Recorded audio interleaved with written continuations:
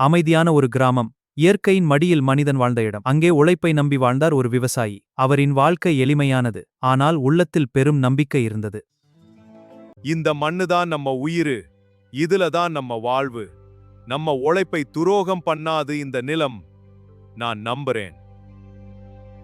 ஆனால் விதி எப்போது நமக்கு சாதகமில்லை. திடீரென வந்த பணக்கஷ்டம் அவரின் மனதையே உடைத்தது. கடன் மேல கடன், செலவு மேல செலவு. இப்போ இந்த நிலம் கூட நம்ம காப்பாத்த முடியல போல இருக்கு. ஒரு கடினமான முடிவு. அவரின் ஒரே சொத்து அந்த கழுதை. இதுதான் நம்மளோட துணை. ஆனா இப்போ இதை விட்டாதான் நம்ம உயிர் காப்பாத்த முடியும். அப்பா, இதை விற்க வேண்டிய அவசியமா? மக்களின் சொல் சில நேரங்களில் விஷம் போல. ஏன் சும்மா நடக்கிறீங்க? கழுதை இருக்கே, ஒருத்தர் ஏறி போங்க. அவர்களின் முதல் மாற்றம் மற்றவர்களின் சொல்லால். சரிடா, நீ ஏறிக்கோ, நான் நடக்கிறேன். அப்படியே நல்லபடி. விமர்சனம் தொடர்ந்தது. சின்ன பையனே, உன் அப்பாவை நடக்க விட்டு நீ உட்கார்ந்துட்டு வரியா? அப்பா, எனக்கு சரியா தோணல. மனதில் குழப்பம் வளர்ந்தது. சரி, நான் ஏறுறேன், நீ நடக்கலாம்.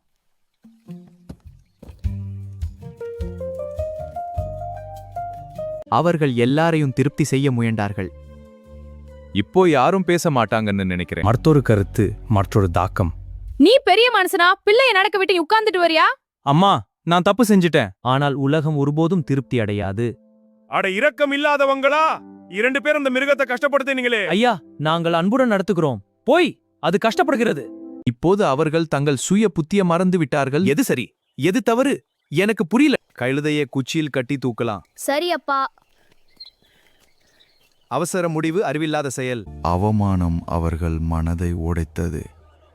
இவர்கள் பைத்தியமா? கழுதையை தூக்கிட்டு போறாங்க. இவர்கள் பைத்தியமா? கழுதையை தூக்கிட்டு போறாங்க. விதியின் கடைசி சோதனை.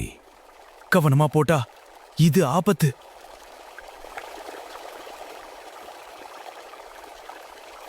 பயம் கட்டுப்பாட்டை இழந்தது. அட பிடிச்சுக்கோ, அது துள்ளது. அட பிடிச்சுக்கோ, அது துள்ளது. அப்பா பிடி. அவர்கள் எல்லாவற்றையும் இழந்தார்கள். ஐயோ, நம்ம ஒரே நம்பிக்கை போயிடுச்சு.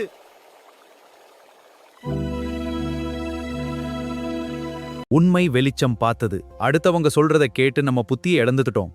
எப்பவும் நம்ம மனசு சொல்றத கேட்டுதான் நடக்கணும்டா. ஹாஹா டிவி சப்ஸ்கிரைப் பண்ணுங்க, லைக் பண்ணுங்க.